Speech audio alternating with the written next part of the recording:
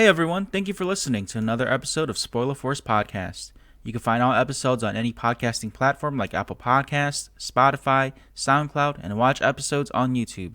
Don't forget to like, share, and subscribe, and make sure to follow Spoiler Force on all social media platforms at Spoiler Force Podcast. Alright, I just want to take this time and thank the Spoiler Force patrons, Mong Her, Orion Vang, and Lor Su Yang.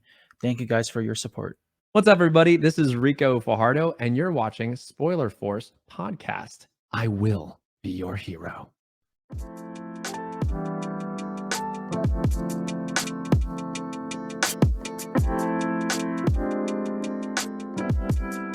All right, so this is episode 122 of Spoiler Force Podcast. My name is Ricky, and thank you for tuning in. So this week's guests, I have my buddy Chin from the Clean Slate Productions crew from Detroit. Orion, the Sony concept artist here, and then Daze Senpai, my artist and rapper friend here. If you guys have seen them or heard them before, they've all been on the podcast before, so just make sure you go back in the archives and check out the episodes featuring them. You'll see their names on the episodes and all that stuff. But yeah, today's episode is the Doctor Strange, the Multiverse of Madness review roundtable discussion. So this movie has been out for a couple of weeks now. By the time this episode drops, it'll be almost a month. So if you have not watched it by this point, it's up to you. Spoilers are going to be pretty much open here. But yeah, man, I just want to talk about a little bit of what I thought of the movie. I only watched it once because I don't know. There's a lot of mixed reviews on this movie, so I basically judge my movie based on the first viewing. Usually it's always covered in hype, but then like watching Doctor Strange, man, I kind of felt like it was a little bit lackluster, so that's why I didn't go back and watch it a second time. But Orion, we'll start with you first. What was your thoughts on the movie? All right, no pressure. Yeah. Honestly, I'm on the same boat as you, man. I felt like they're kind of cramming in a little bit too much, and they weren't giving enough love to like things that you should care about a lot. And because of that, I was so distracted between so many things I couldn't figure out, or I didn't have a moment to myself to understand what emotional stakes were in place. Especially for the main characters. But overall, man, I think if I look at it from a bigger picture, it's supposed to be a cool movie, and it is. But I think it could have been better if they were to focus more on good storytelling, how to maximize the character arcs instead of cramming in like a Sam Raimi novelty type of movie or like cameos and all that stuff. And what about you, Daze? What was your thoughts on the Doctor Strange movie? It was all right to me at first, but towards the end, I was thrown off by how cheesy they went with a lot of things. Because like before it came out like a while ago, I heard rumors about it being like rated as like a rated R film, more horror style. And I saw a little bit of that, which it got me excited on some of the parts. But the directions that they went with the cheesiness and like he was saying, like they just crammed a bunch of stuff in at once. It was kind of hard to keep up with. Like you saw the direction, but at the same time, it was you didn't know where to focus on. And what about you, Chin? What was your thoughts on the overall movie? It was very disappointing. So, it wasn't like I would say for a Marvel movie, it's bad. For a regular movie, it's okay, it's fine, you know. But for it to be, the way they hyped it, definitely did not meet anything that they said that they were gonna do with the movie. I was disappointed about the plot, disappointed about the characters themselves, the story, obviously the cameos were the biggest disappointment. I was expecting at least them to hop through multiverse after multiverse, doing this cat and mouse game, right? She's chasing after them. They got to jump now, go go go. And then as they jump through, we just see people, right? We just see things, and that's okay. We as long as we spot them, that's fine. And it's a perfect opportunity for you to throw a little bit of Deadpool in there, and you just missed so many missed opportunities, right? We all heard about it, right? We all heard about Superman, Superior Iron Man. We heard about Wolverine. Who's Wolverine? They're like, Wolverine's gonna be in there, but it's not gonna be Hugh Jackman. There's no Wolverine. great opportunity for you're dealing with magic and hellish things, and Sam Raimi. Come on, Ghost Rider's got to be a perfect pick for it. None of that's in there. They just missed the mark on so many things that they could have brought out and just been like, bam, here you go. Sure, they gave us Illuminati, but I mean, when people, it's like a cameo of them walking by, right? Hey, how's it going? All right, and then poof, they're dead and they're gone. They literally played nothing else except for the cheese. Just if Illuminati wasn't even in that movie, like everyone would be so upset. But for some reason, Illuminati was enough to be like, okay, this seals it. You guys are okay. You guys are fine. And then everyone's like, yeah, I enjoyed it. Yeah, there's enough cameos. I'm like, no, not enough, not enough. So I was sorely disappointed about it. It's not as bad as Iron Man 2 or Thor: The Dark World or anything like that. But as I was saying to Ricky, is that as I watched Doctor Strange, I gave Eternals a little bit of a bump because I'm like, oh, I thought Eternals was really bad, but maybe not that bad anymore with the way Doctor Strange came out. So that's my thoughts on it. With Doctor Strange, Chin and I we spoke before recording. Like this, from what we've heard, from executives and just like all these articles people were getting interviewed with, this was supposed to be like the Avengers level event of Phase 4, like the first Avengers level. Doctor Strange, there was so much opportunities for this character to meet more like mystical beings or even bigger bads in here. I wasn't expecting to see Wanda as the big bad in this movie. I initially thought that she was going to be, if she was the big bad, then it would have been a different Wanda.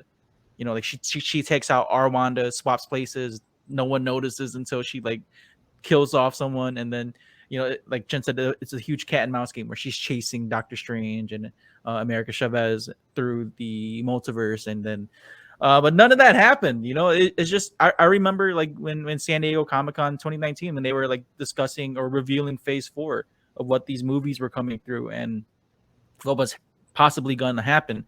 I expected a lot more out of this movie. I kind of blame the shows a little bit because there was just so much to consume with this movie. Because honestly, this movie wouldn't make sense if you didn't watch WandaVision or like a little bit of Loki, or even What If. There were so many Easter eggs from those shows, from the Disney Plus shows in here, that if you didn't watch that stuff, you wouldn't catch what they were really like trying to convey in this movie. Because WandaVision played a huge part in this movie with Wanda chasing her or wanting to get her sons back. And I just felt like that was such a poor plot choice to pick, like on why she's a villain. Of course, the book turned her evil, but they could have done something else with that instead of like her reason being, I want my damn kids. See, here's the thing. In the movie, it doesn't seem like she's conflicted. It doesn't seem like she's overtaken by the book. It's not like she's darkened or monster looking. No, she's fine. She has no third eye. It's just her reading the book and going, hey, I want my kids. Okay, I want my kids, and I'm going to do everything I can. The saving grace would have been if she didn't want to hurt anybody, but just wanted that America Chavez, right?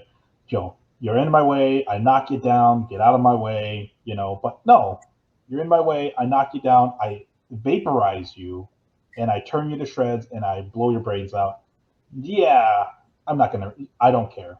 You're now a villain, so there's no redeeming.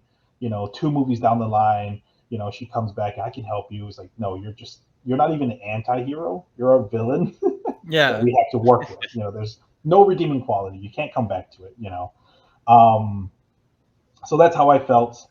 I thought the trailers and I thought Marvel bamboozled me for the movie, right? Because if you read the synopsis, Doctor Strange and his team battle, evil throughout the multiverse, blah blah blah. Nothing about Doctor Strange fights Scarlet Witch for the power of the multiverse. No, they wanted to keep that secret from you, and the trailer made it seem like she was fighting alongside Doctor Strange. There's one specific scene that I realized, I'm like, what? There's that scene that I saw in the trailer where they team up, and then I watch it again, and it's that scene with Wong and Scarlet Witch in that temple with the 4 monsters, and they're teaming up ready to fight.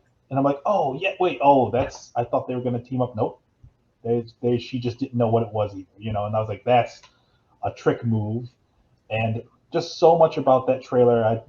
Everything I thought about the trailer was completely wrong, 100% wrong. Nothing close to what I thought, and I just felt like they switched it on you. Like they didn't want to spoil it for you about the whole Doctor Strange versus Scarlet Witch, which is fine. But if you're gonna keep it from me, reveal it 20 minutes into the movie, it's not an actual plot point. It's not. So don't do it. Because Okay. oh, sorry. No, go Yeah, ahead. Go ahead.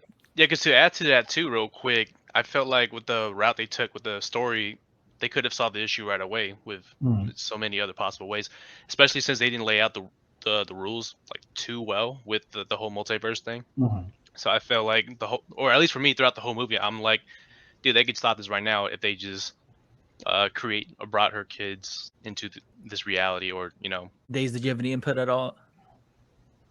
No, I think they both hit it on the head. You knew the plot kind of up front, and it was poorly designed. It's like, why build a movie around that? So definitely agree with Chin on that. Yeah, and like I said, this movie's got so many plot points. Where's Vision, right? He's in the movie. He was in the TV show, and he's like, yeah, he's dead, but he's got all the memories of the old Vision now. Any point in time, you could have brought him in. That would have been an easy cameo. It deals directly with Scarlet Witch. Again, a missed opportunity. Why wouldn't you? Why couldn't Wong just like open it up and boom, here's Vision, walks right through? I'd be goofed, right? I'd be happy. I'd be like, okay, sweet, and then he helps fight Wanda or something like that.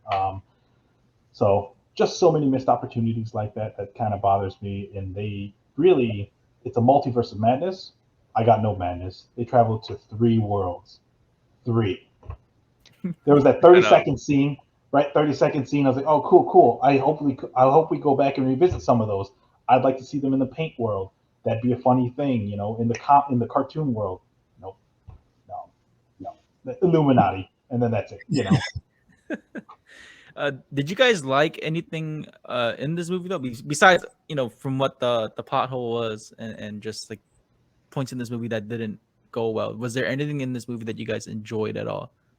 Yeah, I would say like from the world building side, I think they did lay out the rule pretty well for the whole dream walking thing. Because we all know that in the beginning, Defender Strange, he ended up dying, right? So then Doctor Strange was like, let's just bury his body. And then when they started going to the dream walking scene where they're kind of explaining how it works, and basically for anyone who doesn't know, or hopefully you watched the movie already, but basically it's like you can project your consciousness into another version of yourself in a different dimension, as long as there's you in that dimension. And then at the end of the movie, when all seems like everything's going crazy, Doctor Strange is like realities away from other people, you start to think like, how's he gonna do this? Like how's he gonna go back? And then you remember, oh wait, he has a dead body, and they don't have to be alive. You can just jump back into it. So I think for that part, that really made a lot of sense to me. It was very simple, simple enough for everyone to understand. So for that, because you forget about the dead body throughout the whole movie. And then for me, when they made that click for you, you're like, oh, okay, like, that's really cool. It's not like random stuff just happened. I understand it too. I'm solving the problem myself in the back of my head. So that part I liked a lot. What about you, Daze? Honestly, when Wanda crept up behind Professor X and broke his neck, like that whole scene reminded me of his face off with Phoenix. He couldn't stop her. He kind of like stood up to her and that type of thing. But yeah, I really like that part, honestly. But I wish they would have dragged it on a little bit longer. It is Professor X, but yeah. And you, Chen? Anything good that you've seen? No, I mean, the best part is one of the worst parts, and that's the Illuminati. It gives you the cameos that you're asking for. Again, if they took out the Illuminatis, the movie would be even worse off than it is. The Illuminatis are the only thing that sort of is the saving grace. You get to see Professor Xavier, you get to see Mr. Fantastic, Black Bolt, and Peggy Carter and Captain Marvel. So that was great. Sure, small little amount of time, which is kind of, that irks me. But we got to see it, and at least they gave us that. Aside from that, there's really nothing else redeemable about it. We were talking about that. Baron Mordo. He didn't do it.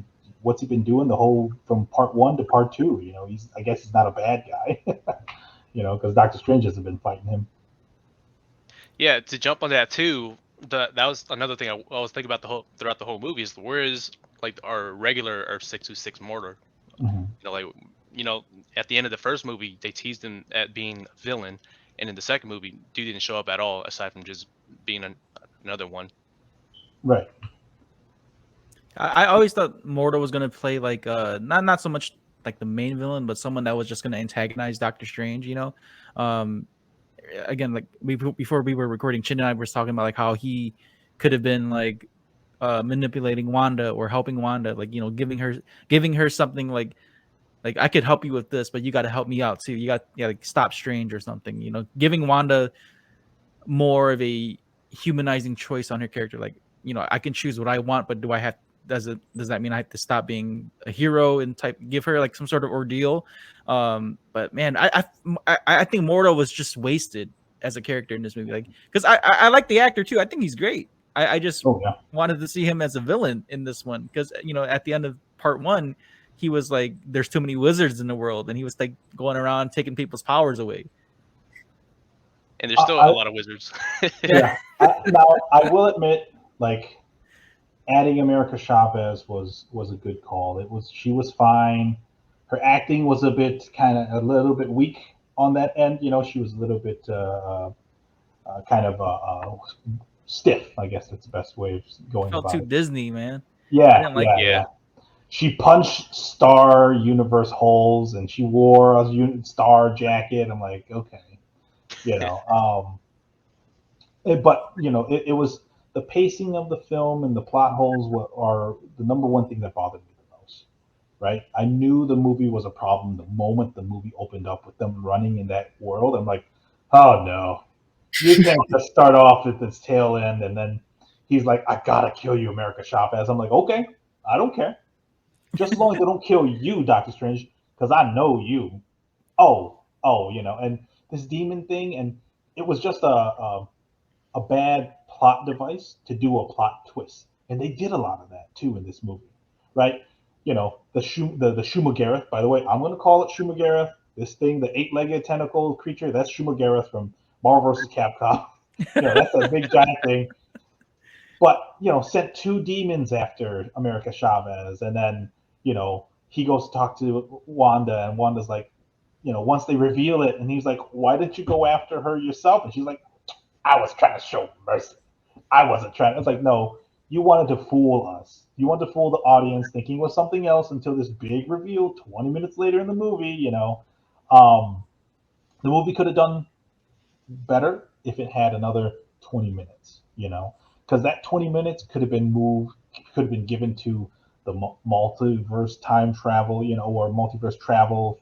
Add another fight scene in there, or add it to the Illuminati to where there's more scenes than just what we got. Another thing that I was immediately over was that Doctor Strange versus Doctor Strange musical magical fight. I don't know what was that.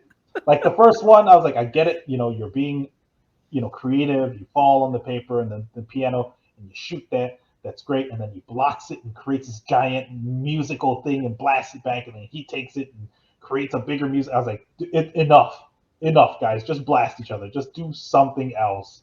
And that's what that I just laughed the whole way through because it was so stupid. So I think that fight scene could have been a lot better. After seeing like Doctor Strange fight from like Endgame or Infinity War, he had so much powers, man. And then in this movie, or shit, even in No Way Home, like he was just kind of there. Like his magic, he has very, very powerful magic, but there's nothing he's using offensively. Like even when they fought the demon creature, like Wong was in there pulling out weapons and shit, and Doctor Strange, oh yeah, I could do this too. He I don't know, man. I feel like they nerfed him big time. Yeah, I Yeah, think I you got agree. a nerf. Mm-hmm. Yeah, that's also my main gripe with every single story for this character too. I feel like they make him inconsistent throughout every single movie he's been, and then because in Infinity War, I'm like, dude, they're finally showing off his powers. This guy's really dope. Mm-hmm. And then in No Way Home, um, like he's this guy who's making mistakes and all that stuff. And then in this one right here, he seems like really like nerfed because when I look at the hierarchy of all these characters that's being introduced, I feel like Doctor Strange was like super low, and Mm-hmm. I'm like, what? I'm like, what Yeah. happened? They keep downplaying this guy. Yeah, he's not that far above Wong, okay? And Wong's supposed to be like way below him, and so Yeah, it doesn't make any sense. Um I did not like the horror aspects. I did not. It didn't do it for me. Like the biggest problem was that door scene. You guys know what I'm talking about. In the tunnel, right? Staring at the door, staring at them, staring at the door, staring at them. And then she just pops out of nowhere, right? Just slides into camera frame out of nowhere. I'm like, where are you coming from?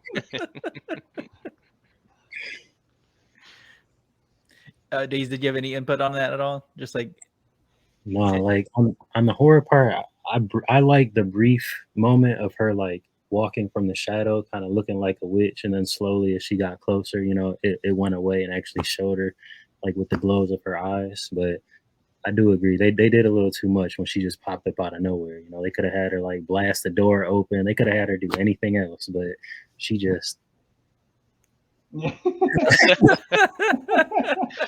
yeah, and like I love Sam Raimi's work too, but I feel like Mhm. his stuff didn't really fit so well with this movie, because I mean, especially like when they're in a moment where it's supposed to be serious, they're doing this zoom in shot, and it's kind of making it more comedic than what it should be. And even like I don't know if you guys noticed too, but there were some scenes where the camera was kind of shaky, and that kind of like really put me out of the movie for a bit. did you guys like that? Because the horror aspect of this movie was something that was a bit different from all the other Marvel movies. You think they could have just stuck with horror, or should they had not include that at all? I know Chin, you already said you didn't like that, but should that have been something that they should have just let go? No, see, I didn't like how they did the horror, but I would have enjoyed it if they went all in on the horror, right? If somehow they went to like some horror haunted house and there were jump scares and creepy looking, you know, things like the zombie, Doctor Strange. It looked in the trailer, it looked really creepy and good, but then you watch in the movie and you go, oh, it doesn't look that bad. It doesn't look that scary. Because it's all CGI. I think it might have played a lot better if it was all practical effects.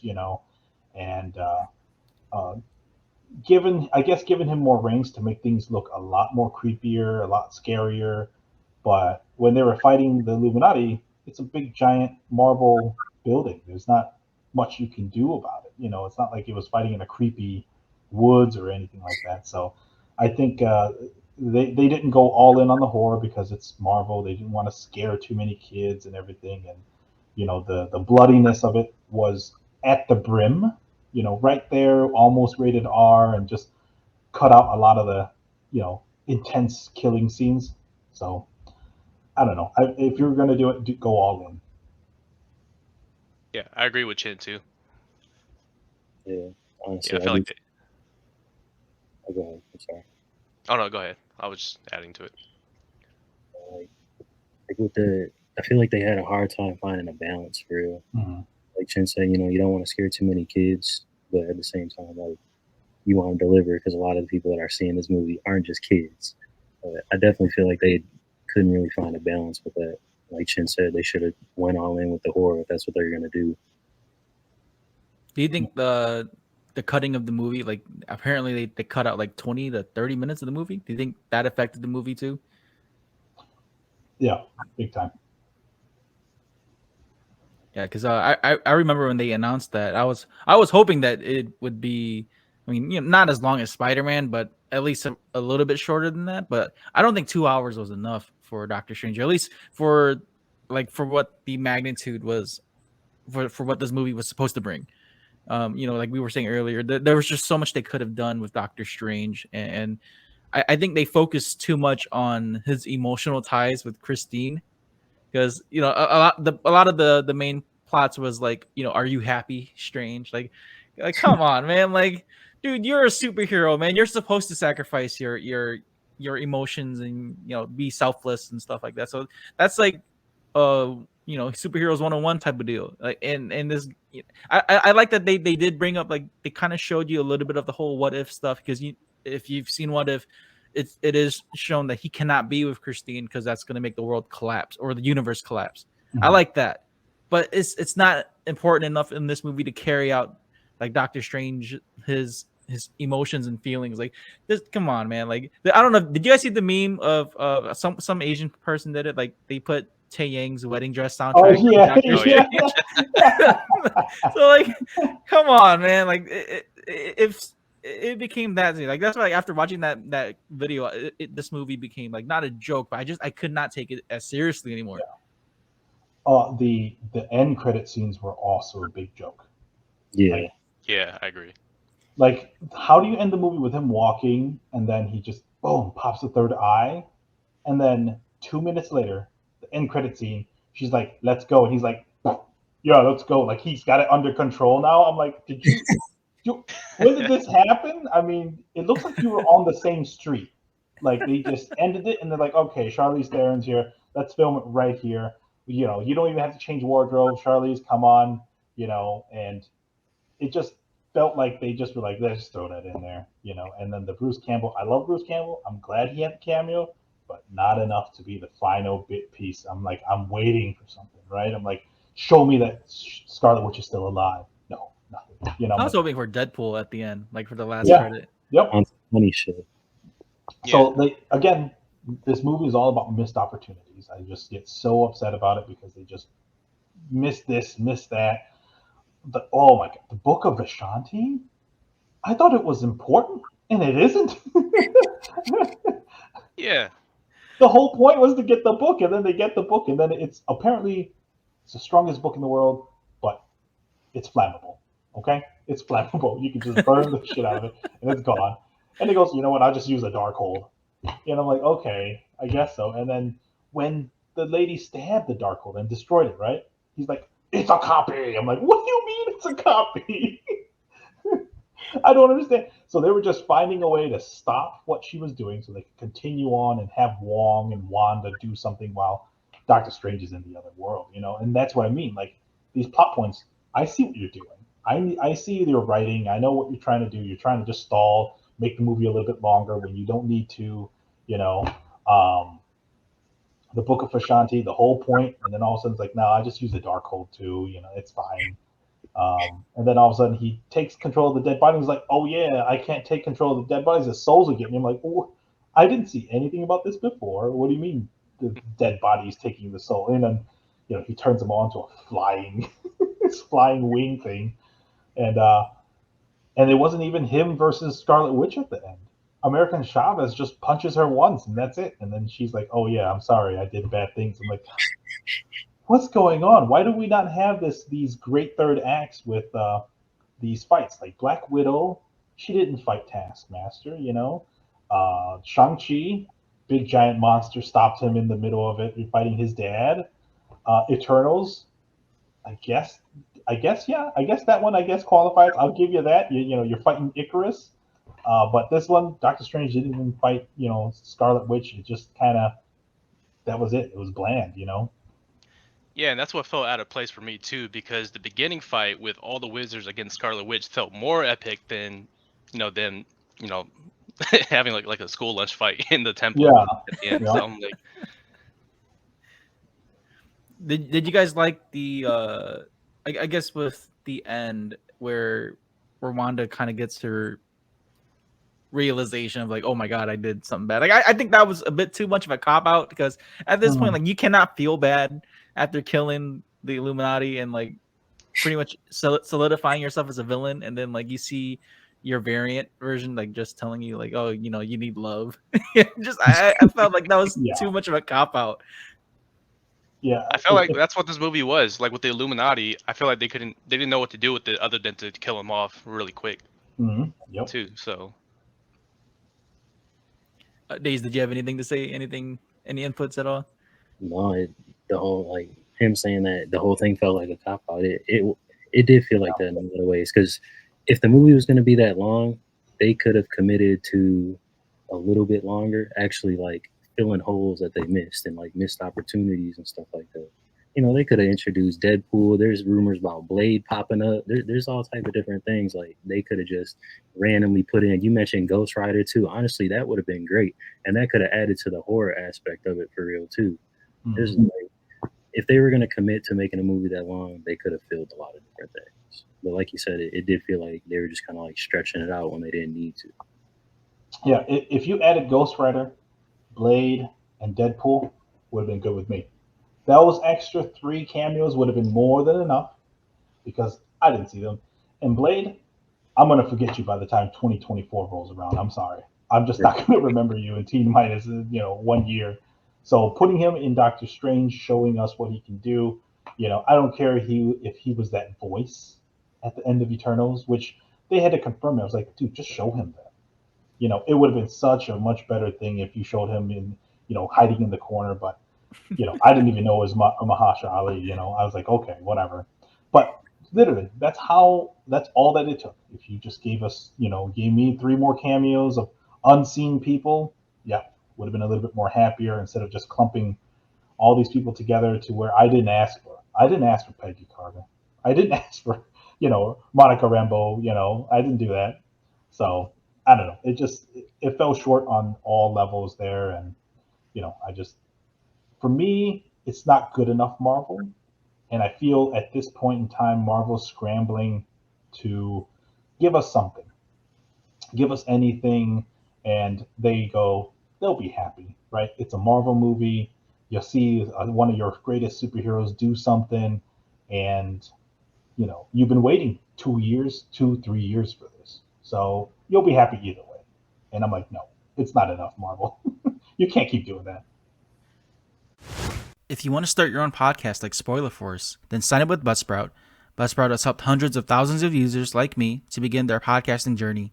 With easy-to-use tools, you can effectively get your podcast into different platforms like Apple Podcasts, Spotify, Amazon, iHeartRadio, and more. You can view your stats, create audio clips, and even have your own podcasting website. Buzzsprout offers ideas, tips, tricks, and tutorials to help you improve your podcast. Follow the link below, and once you sign up, you'll get a $20 Amazon gift card. This will let Buzzsprout know that I sent you and will also support Spoiler Force Podcast. If you want a simpler way to record both video and audio for your podcast, then sign up with StreamYard. StreamYard is the perfect program to create podcasts, host live streams, and even do video calls. There are many tools that can help you create and design your own personal studio. You can screen share, read live comments, and stream to different destinations like Facebook, YouTube, and Twitch. You can also download your video and audio once you're done with your recording session. Follow the link below, and once you sign up with the basic or pro plan, you'll earn a $10 credit to use for StreamYard. Happy podcasting. Do you guys think that with fans dissecting trailers and putting out like Reddit leaks or, just all the online stuff and fan theories, do you think that kind of holds back? Like, do you think that holds back what Marvel's trying to do with their movies? Like, because you see with Spider-Man, everyone was like, "Oh man, we want to know if Tobey and Andrew Garfield's in it." So there was all these leaks, and then they even did like these pre-screenings where there was supposedly different endings. They didn't want to confirm anything with anyone until the actual theatrical release dropped. There was all these fan rumors. Even Andrew Garfield had come out and say like, "Oh yeah, I'm not in the movie." There was like all these things that made people think about Spider-Man. What do you guys think? Like fans kind of ruin it for themselves too, especially being like showing all this stuff online. Honestly, I feel like none of that should really matter, because at the end of the day, like you're taking all this time to put out a production. It's not like you're gonna stop like mid-production. It's like, oh shit, a fan guessed exactly what we're about to do. Let's change everything, But like, I feel like for the fans that are trying to decode what they see, different things like that, piece shit together, they should really just go with the vision that they have. I feel like none of that really matters. It should matter. None of it should matter. Orion, any thoughts on that? Do you think fans are like ruining it for themselves when it comes to big movies like this? I'd say in a way, yes, but it's also Marvel with how they kind of set things up too. Because I feel like for me, naturally, I'm on this train with all the other fans just because they kind of, push me to do it, right? So then you kind of get excited, the hype, and on top of that too, I'm wondering if it's like if Endgame just spoiled everybody too, because we're expecting things to get better and better as they go. But for me, like with every movie that's been out lately, I feel like it has been living up to the hype. Yeah. I will admit that part of it is because of me, because I had super high expectations for this movie, but it wasn't because I thought so. It's because Marvel made me think so, right? They're like, Doctor Strange, this one's the big one. You got Shang-Chi, you got Black Widow. These are all self-titled. You got Eternals, and because that's a brand new IP. We don't know how that's going to do. But Doctor Strange, Doctor Strange, Scarlet Witch is all up in there, and they're saying it's crazy, right? It's going to be crazy. It's going to be insane, and it wasn't. And it's like, don't hype me like that, Marvel. Don't do that. So I feel it's partly their fault, but this one here for sure, there's a little bit of me with my over expectations. And so, but now going into Thor: Love and Thunder, my expectations is going to be way low. I'm not going to be expecting so much from them. And I never was expecting much from Thor: Love and Thunder. But Doctor Strange, let's all admit, we were pretty hype about it. We were like, no, this is going to be dope. This is going to be so good. Cannot wait.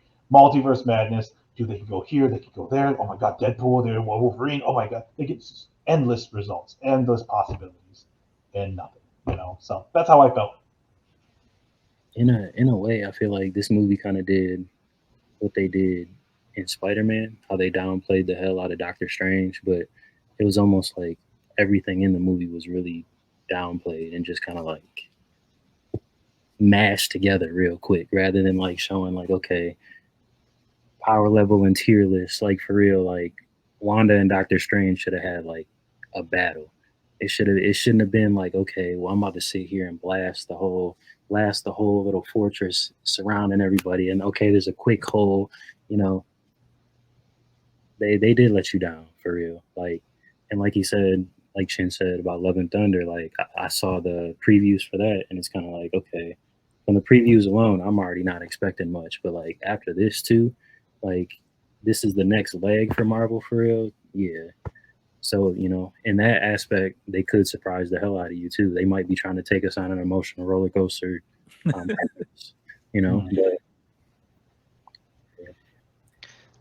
Yeah, I think to. Oh, go ahead, Orion. Oh, sorry. Yeah, to add to what I was saying too, I think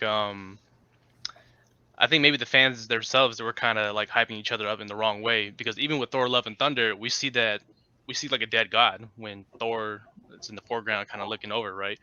So then in the comics, I read a little bit of the comics. I'm like, oh, okay, are they gonna have Gore the God Butcher? And then like I'm slowly starting to hype myself up a little bit, and then all of a sudden, all these fans are saying, oh, he's supposed to be stronger than Thanos. I'm just like, oh God, don't do this to me, man. Well, it is confirmed. Gore the God Butcher is the main bad guy in Thor: Love and Thunder. So we're not gonna have a switcheroo where it's Thor versus Jane Foster Thor. Right. So I won't expect that. That's good. That's good.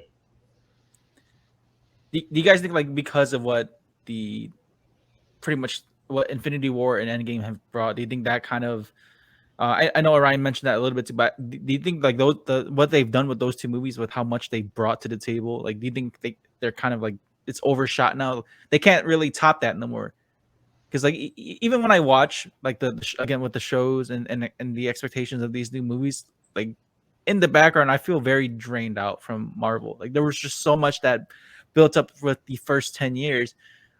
I think that's like for me, as like, oh, that's enough. That was a good way to end it. And then now I just feel like they're in a way beating a dead horse. They're giving us a lot of fan service, like anime. They're giving us a lot of fan service. There's a lot of cool things, a lot of ideas that they could do, but it's not really progressing what the story that they're trying to tell. Kind of like what Boruto is, right?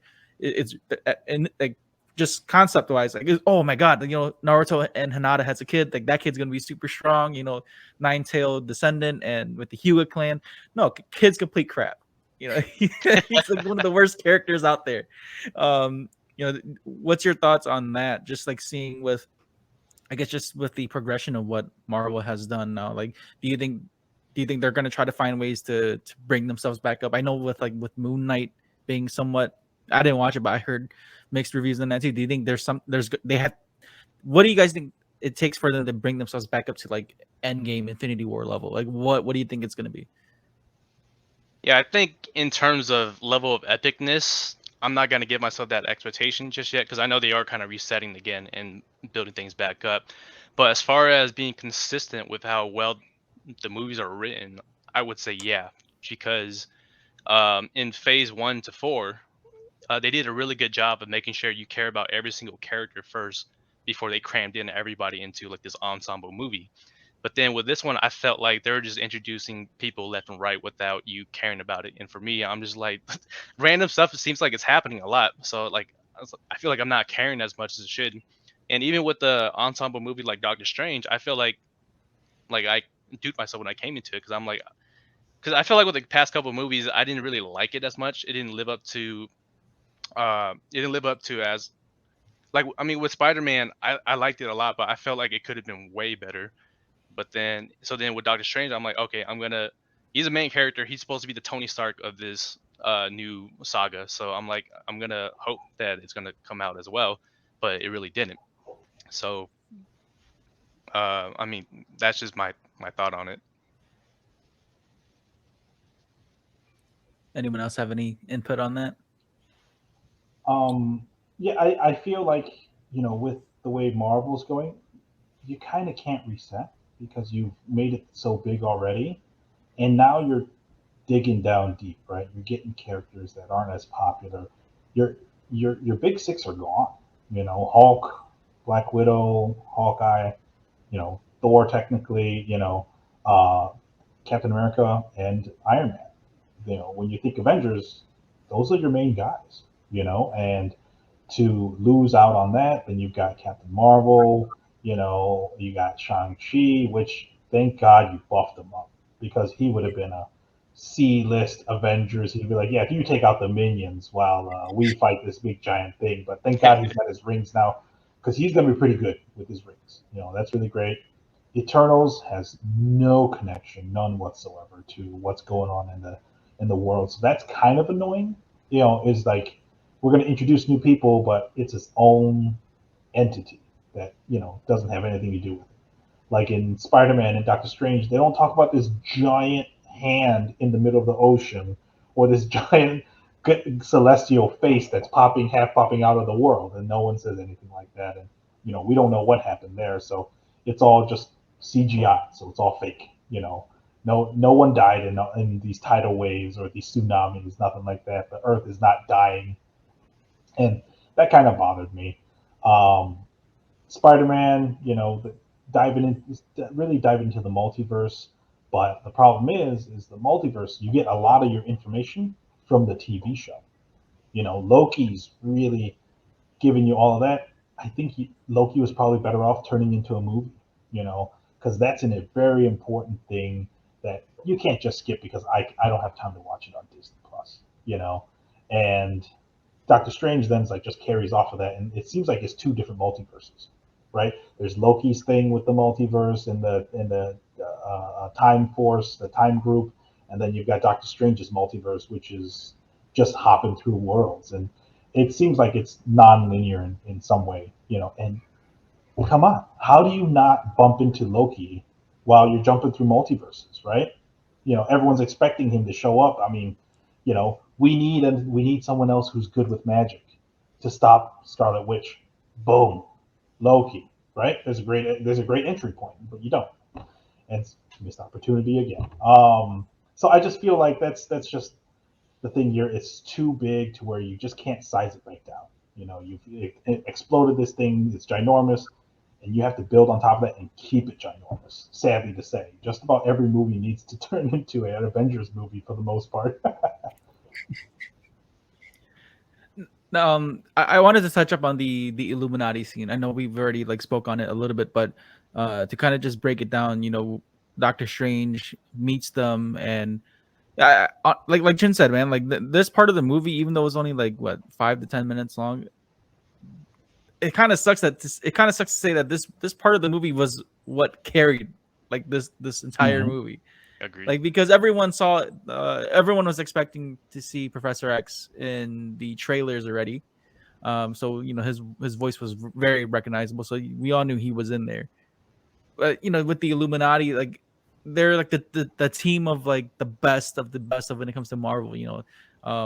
Some people were expecting to see Namor or like the Tom Cruise Iron Man, which I thought that he was in there, but nope, that was a big disappointment. Black Bolt, Mr. Fantastic. I wasn't expecting to see Captain Marvel or Captain Carter. I kind of figured she was in it once they did like the press release and you saw Haley Atwell taking pictures, like, all right, she's in there, so that was pretty obvious.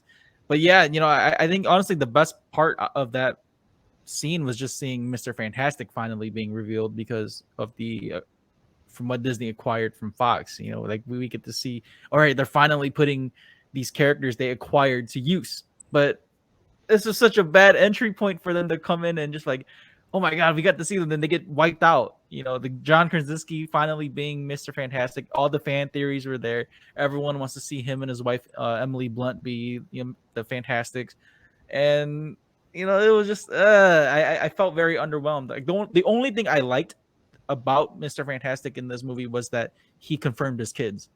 So I think this is one of my theories, is that I think maybe with our Marvel universe, with the MCU, maybe that's how they'll bring in Fantastic Four. It's not going to be like a retcon or like these new young Fantastic Four, but maybe they'll come in as the family instead of just like being these new characters.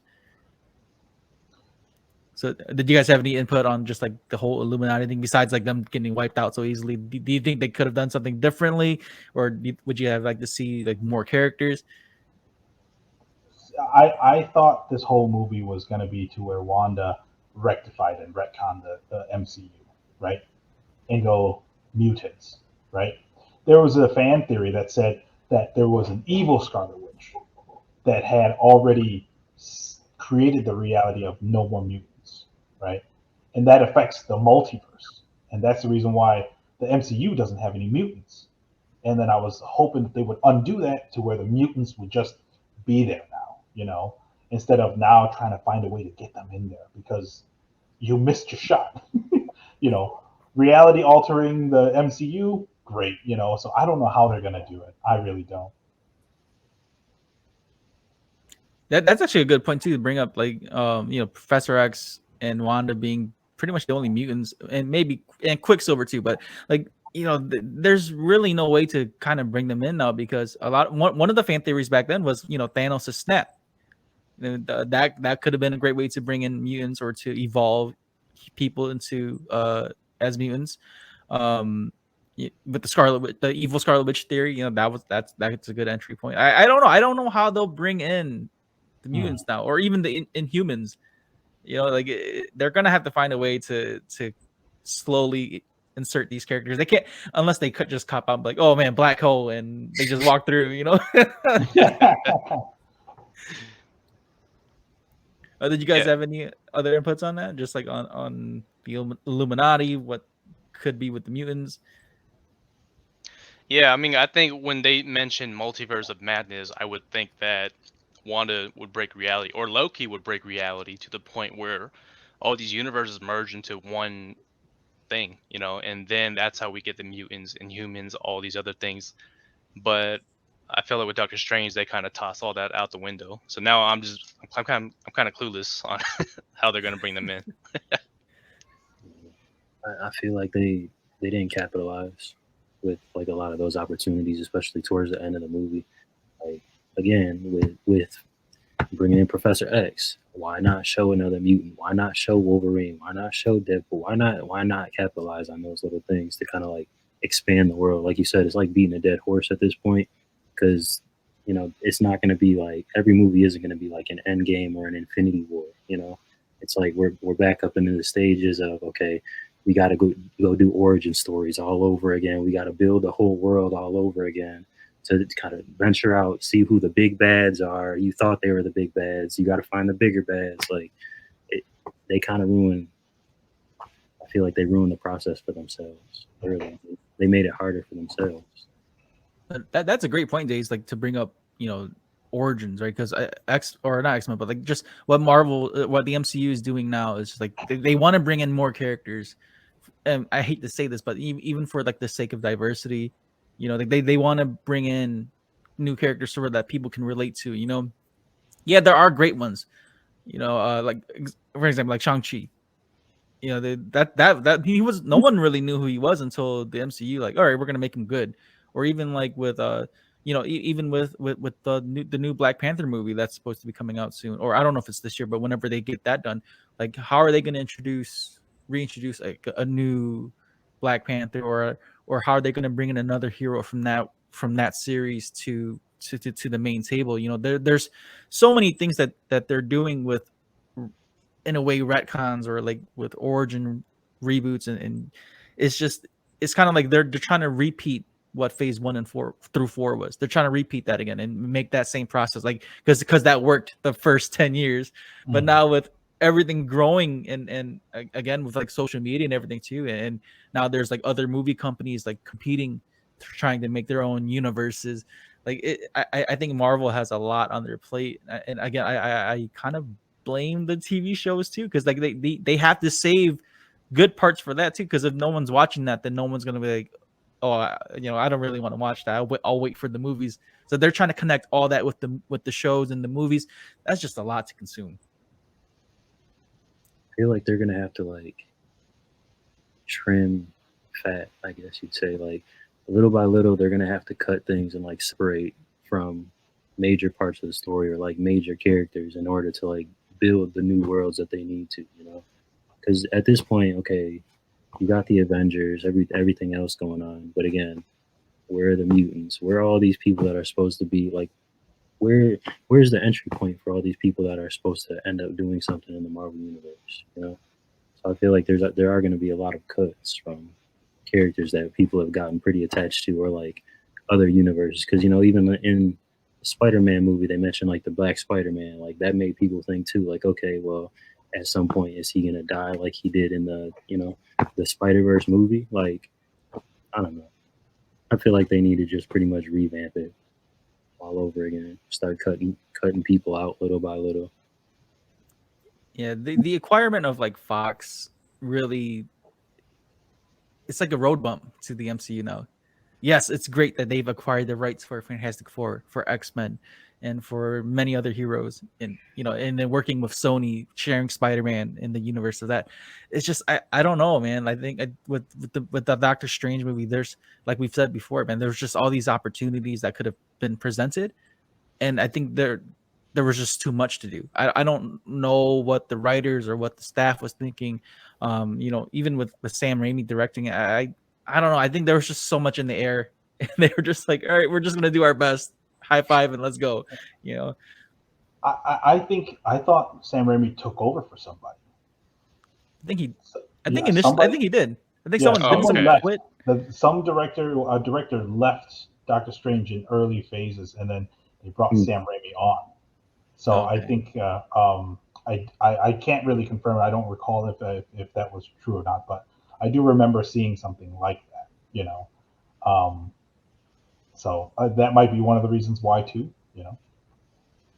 But do you think, like, because of the success of Spider-Man, though, like, because we got a good taste of what the multiverse could be with Spider-Man, right? And with that success, do you think that set the bar too high for Doctor Strange? I think so. Spider-Man was so good. It was tough. I think any movie that came after it, you'd had to come down from a high, But if Doctor Strange would have been able to compete with that kind of level of, I guess it's awesomeness or whatever, and then Thor: Love and Thunder would be a refreshing come off the high, just because it's Thor. We know Taika Waititi. It's gonna be funny, We're not expecting it to be this giant, awesome action battle thing, and it'll be a nice kind of bringing us down to whatever it is that comes afterwards. But for this one here, it's just a giant. It's too steep of a fall, and it just didn't. It hurt Marvel pretty bad, I think, because everyone's split on Doctor Strange. People that just enjoyed it are just casual people. The people that are not casual, like big Marvel fans, that's where it really kind of is cut and dry. One group will hate it, the other group will love it, just because it's Marvel. And I got to see the Illuminati, and that's it. I don't care about what you say about the movie. I got to see the Illuminati, and that's how one of my friends is. He saw the Illuminati, goes, I loved it. I don't care. I saw Illuminati. I got to see Mr. Fantastic. I don't care. I'm like, no, you just can't do that. You can't just say that. Don't let them fool you. So that's how I feel about it. Do you think like with what Disney does with these Marvel movies, like being witty or like bringing jokes to these movies, do you think that kind of do you feel like that ruins it too? With Doctor Strange and America Chavez being like witty in their dialogue, I think that kind of like that kind of childish, go back and forth. I think that energy kind of ruins the movie too, because with the seriousness that they were trying to show in this movie, I don't know. I don't know why Marvel's pushing out these like jokes and stuff. I think with Thor Ragnarok, I think a lot of casual fans like that, like the fun side of Marvel. But with what Doctor Strange, the Multiverse of Madness was bringing, like this was supposed to be like a very serious like moment in this part of the universe where they're trying to figure out like what to do with time and space, and this kid is literally being chased to get killed by something, or by Wanda, and they're just arguing with each other in the diner. And I don't know, I just feel like Doctor Strange is too smart for that. Like he could have just been like, we'll protect you, and you have no say in this. Like this is life and death. Like I'm not here trying to argue with you. I don't know. What was your guys' thoughts on that? Do you think these like subtle jokes and wittiness is that, I guess, ruining the experience of these movies too? I think some sprinkle of humor doesn't take away too much away from the movie. I think overall the movie just had bad dialogue too, in my opinion. Especially because like to add on to what you're saying too, because I agree with what you're saying about those scenes. But what also bothered me was the rhythm and the beat of exchange between Wanda and Doctor Strange in the beginning when they were in the orchard, where Wanda was talking, all of a sudden Strange was just interrupting right away, and then like the flow of it just felt kind of off to me, and I'm just, and then and yeah, and again too, like what Chen was saying too, where America just kind of brought in too much of a Disney feel to it too. I felt like they're just trying to. It feels like a joke in itself, where it's a multiverse of madness between dialogues and tone and all that stuff within the movie itself. So I think just overall, the humor doesn't take too much away from it, because even in Endgame, like in that sequence where they're fighting Thanos in the end, like everything's at the stakes are very high. Everything's really serious, but they sprinkled in some like funny moments here and there, which was great. So I think it does add to it, but in Doctor Strange, I think it was just kind of bad in general. I think the jokes are too forceful now. I think the last couple of movies, some of them were okay. Like, I thank God in Shang-Chi that Awkwafina pulled it back, because sometimes she's just too much. And if she just kept being Awkwafina, it would have been too much, breaking of character, too many of the crazy jokes, and it would have been, kind of like, Doctor Strange, yeah, it should have just been, dark and, more. It's supposed to be more action packed, and they were doing jokes, and she didn't. The whole money and the pizza papas, and everything like that. That was kind of a funny bit, but didn't fit in there. It wasn't supposed. I don't think it should have been in there.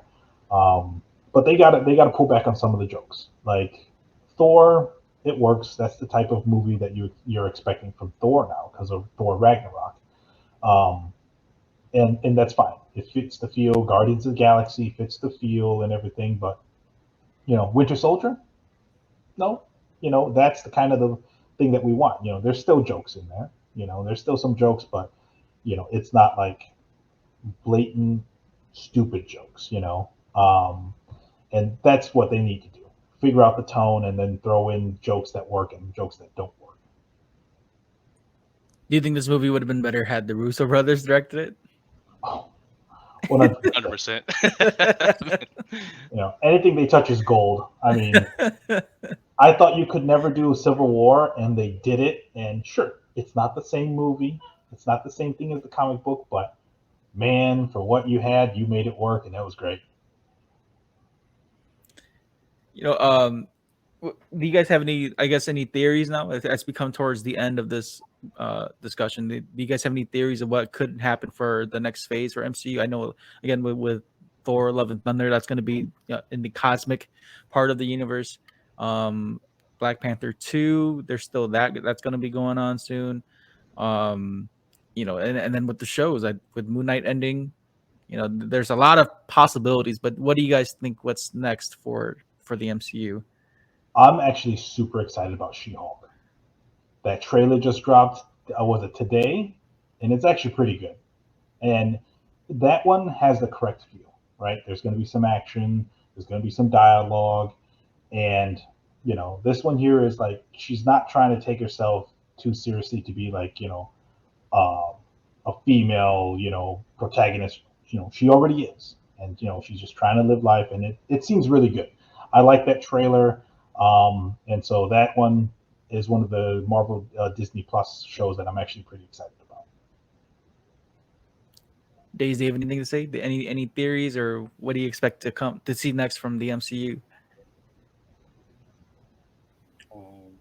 Honestly, I feel like the next phase is going to just be like a lot of breaking down origin stories and trying to introduce new characters, like trying to make up for a lot of the mistakes that they missed and didn't capitalize on for real, But I feel like we're going to get a lot of like filler shit at the same time too, with so many different people that they could be introducing. Like they're not going to hit the mark on like every single character, based off like who has higher levels of importance in terms of like the story plots and like which directions they go.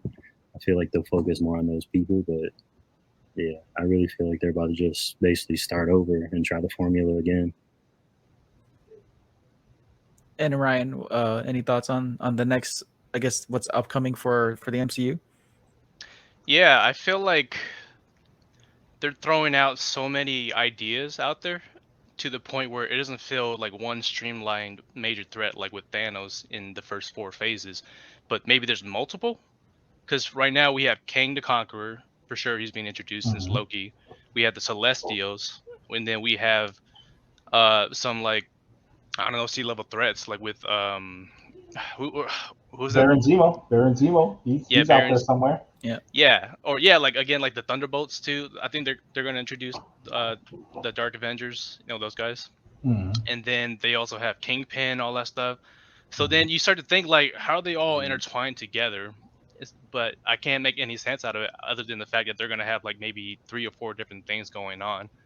And my guess is that I don't know, maybe they're biting too much out of it, or maybe they might like throw everything out there and tie it in all together really cleverly in the end.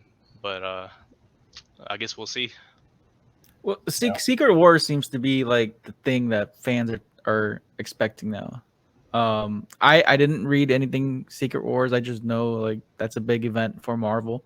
I don't know. And there's still like the Skrulls and Captain Marvel stuff. Like there's just so much that's happening with Marvel, and I don't think they're pushing out enough to where like it's consistent enough. Like we're just waiting for these big movies to drop and see what's next. It's like waiting for a climax every time when it comes to like watching a big part of these movies. Like because Civil War is a big example of that. We knew what going into Civil War. Like this is where there's not much context needed. We already know that there's heat between Tony and Cap, and then with the whole Winter Soldier thing. And then they just threw in Spider-Man and Black Panther, which I thought that was a great way to introduce characters. Like they need to do that again. Yeah. Just like in the middle of the movie, just throw in someone like, oh shit, like I think that was great. I don't know why they keep trying to like do origins and then sweep them in. I think with what Marvel is doing right now, I think they could just kind of go that route instead of like doing origins and all that. Yeah, it's like with the Echo series. I'm like, are they really doing that? Oh, Because I'm like, I didn't really care for that much in the series.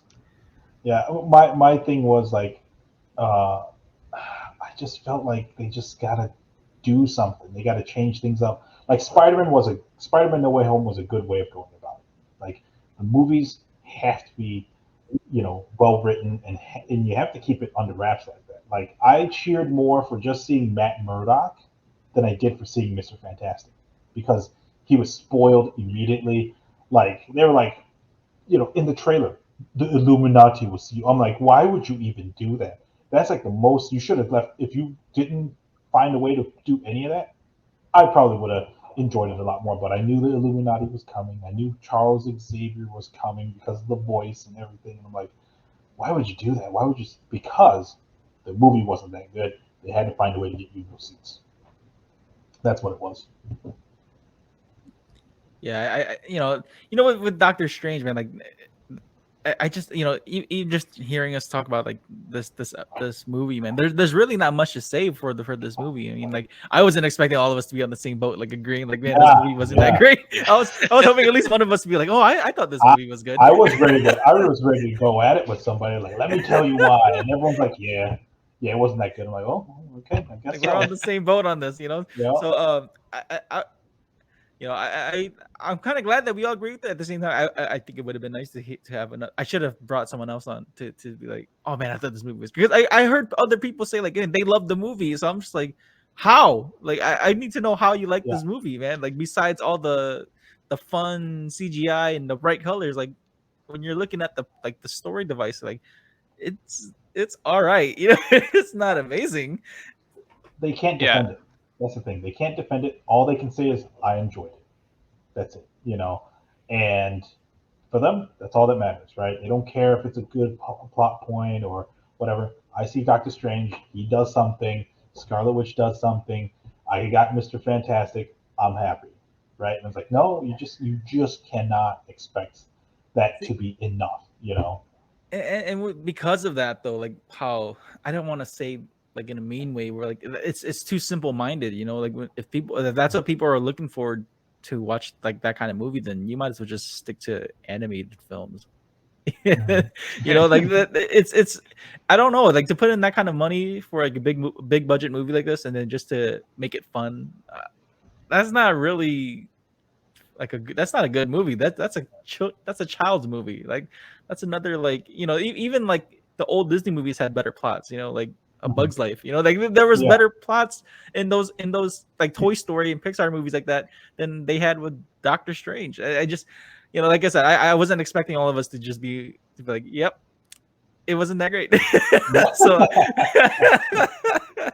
but yeah, I'm glad that you guys all gave your input too, man. It is a bit tough to discuss about this when we all agree, but it kind of just shows, man, like if we all agree on this, like who else, like there's a lot of other people who would agree with what we just said, especially people who are watching this for the story and for the writing. It's just I think they just dropped the ball with this one, man.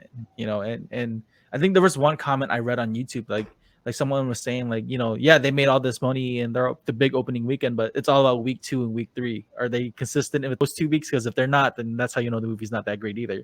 Oh, they dropped down 84% on the second week.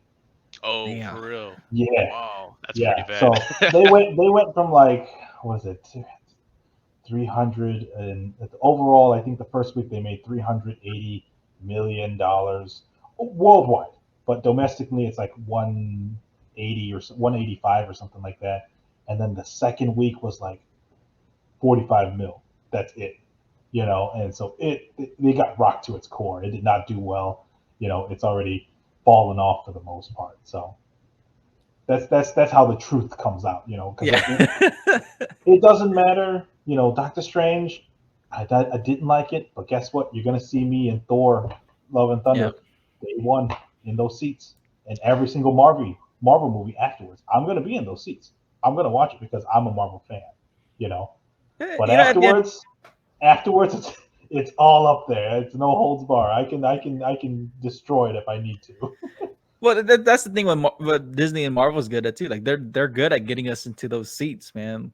Like they know people are gonna watch it regardless, and that's the kind of thing I don't like either. Though, like when the studio knows, like, oh, we know people are gonna watch it, so even if we mess it up, you know, it's all about the seats at this point. That kind of just takes away from like, you know, how good the movie could be. I don't like that either. Yeah, they get complacent. Yeah, it's coming around though. A lot of people are superheroed out. A lot of them are. You know, you talk to people who are just casual watchers, and they go, "Oh yeah, I know." They don't even watch the Disney Plus shows, right? You know, we're struggling to watch the Disney Plus shows. I'll tell you, I'm a huge Marvel fan, but like, do I need to see Moon Knight on the day it comes out Wednesday? No. I waited 3 weeks, and I just plowed through like 4 episodes together, and then I just waited until I remembered Moon Knight, and I watched the rest of it. You know, but you start to see it. There's a lot of fatigue out there, and it's gonna drop, and they're gonna eventually see their money decrease and everything. So, another thought. Do you guys think that the multiverse is played out because so many other shows or movies are using this plot device too? Oh, but before you guys do, oh my God, the real Multiverse of Madness, everything, everywhere, all at once. That movie is so good. That's the true multiverse movie. I heard a lot of good reviews about that. It's so good. Like that movie, I put 10 out of 10 because it's so good. Michelle Yeoh, so good. The action scenes are great. The story's great. The jokes are perfect. You know, hilarious. And guess what? She travels to like 8, 9 different universes. Okay, there's so much more traveling in that universe than Doctor Strange. After watching Doctor Strange, trust me, you go watch it, you come out and be like, man, that Asian guy on the podcast, man, he was right. That movie is so good. Like I'm buying it and everything. Oh yeah, so good. Yeah, I'm glad you brought that up because after Doctor Strange, I want to see how other writers are going to play with the whole idea of the multiverse. I want to see if they can do it better and who can set the bar. But if you say that movie's good, man, I'm going to watch it right after this. It's so good. It's so good. It's amazing. I don't know if it'll for sure. The script will probably get nominated for sure for an Oscar, just because it's so well done. You know, cinematography maybe, but it's so great. You guys have to see it for sure. Oh, for sure. I'll make time to go watch it. It's still in theaters, so I'll try to go watch it. Yeah, but you know, again, like back to what I was saying. Like, do you guys think the multiverse plot point is being played out now? Because you know, DC's going for it. Oh yeah. You know, you got all these other independent movies are going for it. Marvel's still using it. It's like everything's about the multiverse now. And I've said this before too. I don't know if I said this on the podcast yet or not, but I probably have. But it's just the multiverse is such a cop-out choice. You know, like if they decide to like, oh man, let's bring back Robert Downey Jr. for one cameo. You know, like oh, this is Iron Man from universe this, and it's just I think that's just such a cop-out. Or like they want to bring back like Scarlet Johansson because she's not getting any more movie roles. They're just gonna write her in as a new Scarlet or a new Black Widow, like how they did with the What If. So I just felt like the multiverse, it's a great way to bring in characters, but it's such a cop out when it comes to like overall storytelling. Yeah, I think honestly we're now in the beginning phase of it where you're gonna have people or writers in the highest in the calibers to see what type of what's the best way to kind of tell that sort of story. Because for me, in a way, it feels like the heist kind of plot archetype all over again. Because honestly, after watching Ocean's 11, I couldn't see what other movies could top that kind of heist story until they came out with Avengers Endgame, where I'm like, oh, okay, like they did this really well. And that not only was it just a heist story, but they added more depth to it with like superheroes and even more like world building, time traveling, for example, too. So I thought that Endgame was just like a notch higher than Ocean's 11 in terms of that. With the whole multiverse stuff, I think it's the same thing. It's an ensemble type of story, just like the heist plot archetype. Right now, I'm interested in seeing people just have at it and see who can tell the best kind of story. But they do need to be careful about it, like what you're saying. Like they can't just introduce people randomly. You know, there's got to be like a reason why. You know, maybe it could be a skill set or just anything. You guys have anything, any other input on that before we wrap things up? Daze, not anything? No? Okay. Well, as we come to an end to this roundtable discussion of Doctor Strange, I want to thank you guys again for making time to do this, man. Like I said, I'm glad that we all agreed that this movie was not as good as we thought it was. I really appreciate your guys' viewpoints and just your inputs and all that. I hope you guys enjoyed the topic as well, man. Because honestly, even before doing this episode, or even before watching the movie, I had this planned for an episode already to do this movie because with the success of SpiderMan, I was like, man, Doctor Strange is gonna be great.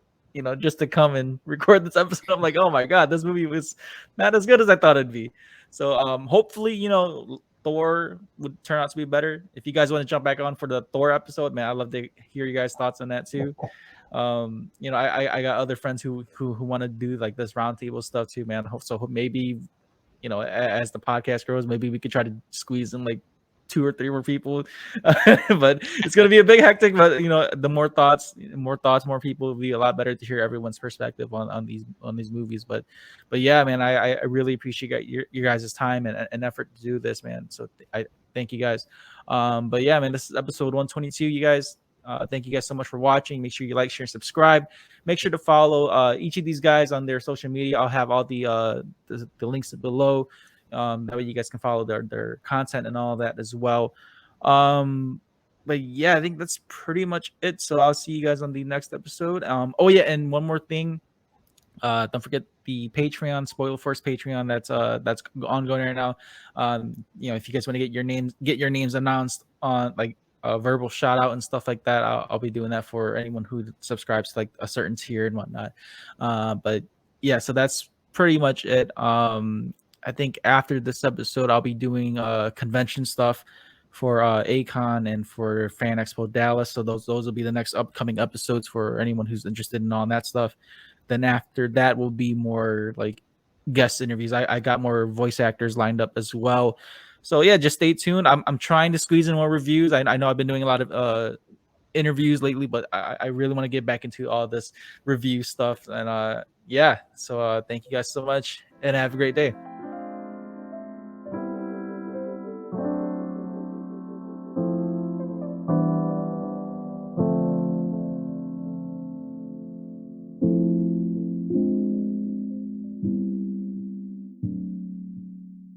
If you enjoyed this episode, make sure to give a review and rate Spoiler Force Podcast. If you want to get all Spoiler Force updates or even peeks at behind the scenes, you can join the Spoiler Force Discord community. And if you'd like to show support, give tips, recommendations, sponsorships, or any collaborations, you can email me at rickyvang92@gmail.com.